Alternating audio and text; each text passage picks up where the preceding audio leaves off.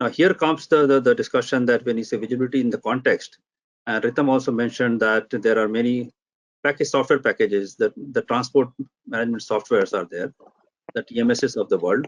So Ritam, what is the play of a TMS?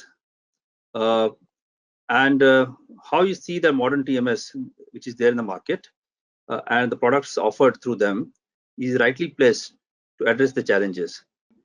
Now, TMS is one of the most important but less understood systems in the supply chain, I should say.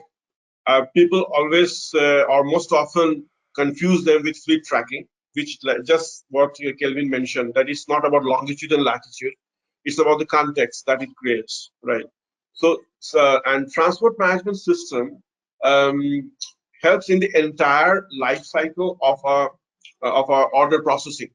So right from the point when where the orders has come into your systems, then taking and defining what all shipments are required to deliver those orders in the minimum number of shipments, planning how many containers you will require to ship those orders, to the point where you are managing and maintaining the carrier rate cards, the contracted carriers that you have maintained the rate cards and selecting who would be the best for this job, and then dispatching that from the warehouse and monitoring that, where the in-transit visibility and all things comes in, exception handling, all things comes in, and track it till it has been delivered.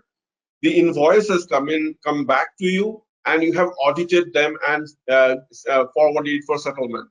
That entire life cycle of an order can be managed efficiently through the systems like TMS, and it can help, actually, if properly implemented, it can minimize the associated risks that we have talked about. Right now, since I have been working with the TMSs for a long time now, I set a particular way of evaluating how a TMS is applicable or how much suitable a TMS is for a company. I would like to share that approach here. So one of the parameters that I put across that how a TMS should be evaluated is based on what are the key end objectives a TMS must meet or it should be meeting. So in my opinion, the TMS must meet three major objectives, whatever features it has. Beyond that, it must be meeting these three objectives. First, it should be able to optimize my costs. Obviously, I'm talking about the logistics cost here, logistics and transportation costs. Second, it should be able to improve my visibility. And thirdly, it should be able to facilitate the overall collaboration that is happening between all the different moving parts in this business, right?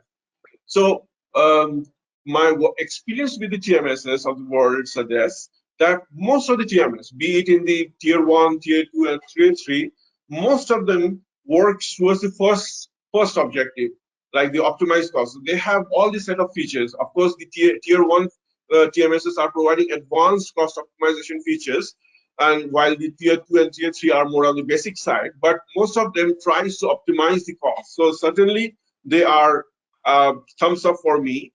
And some of the advanced optimization features that the tier 1 TMSs are providing are related to order consolidations, like how in the minimum number of shipments you can consolidate maximum number of orders in an automated fashion. Then load plan optimization, that how in a minimum number of containers you can ship the maximum number of cargoes, so that you have to book less number of trucks or equipments. Then carrier recommendation, like based on all your data, all your carrier rate cards, the system recommends you who should be the fastest or who should be the cheapest or who is the most reliable carrier for the particular freights that we are talking about. And of course, automating the invoice auditing between the invoice that you have received versus the rate cards that you have agreed with the carriers in the first place. So features and automating those features are certainly some of the helpful cost optimization features that the TMSs are providing. So I see most of the TMSs scores quite well. Tier 1 TMSs provide more advanced feature like this. Now, when I move into the second category, second objective, that is the visibility, I find that most of the TMSs try to address the problem of visibility till the shipment is within the system. But the moment it goes out of the system and is on the road or on the sea or in the air, your visibility drops almost to zero. Only I have found in the tier 1 category TMSs, they do have some amount of in-transit visibility, but as those products comes out, the TMS visibility is always an afterthought. The core design of the TMS were never done looking at the in-transit visibility as a central piece. It was just an afterthought. So as a result, the features are fragmented and incomplete and very difficult to use from a usability point of view. But other than those TMSs, most of the other TMSs doesn't have any feature at all. It's a big blind spot in the modern TMS world as of now, the in-transit visibility. The third factor when I go in, the big fallacy I see is that most of the TMSs tries to remove human out of the processing loop. That's the biggest problem, because supply chain, human or people are the major part of the equation. You cannot take them out. The TMS should do rather should allow coexistence and should improve the facility and facilitate the collaboration between the people. And that's absolutely missing. We have in fact evaluated almost like 50 TMSs, current prevalent TMSs, both in tier 1, tier 2, and tier 3. And we just found only one TMS out of the 50 has some amount of collaboration services. Rest all are drawing a blank. Now, so this is certainly an important thing that we should ponder upon, where TMS is certainly one of the most useful and helpful solution, technology solution that can provide risk mitigation ideas or risk mitigation ways in the supply chain and the transportation business, but it is largely having this problem in the visibility side and the collaboration side. Cost customization, certainly most of them are carrying those and providing those features, but when it comes to in-transit visibility or when it comes to collaboration, they absolutely draw blank, and there is no support as of now.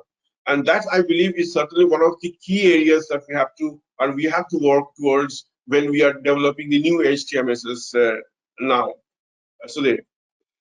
Yeah, so a lot of work has happened in the space to create efficiency in the place of total delivered cost, and a lot of attention has gone to optimize the cost.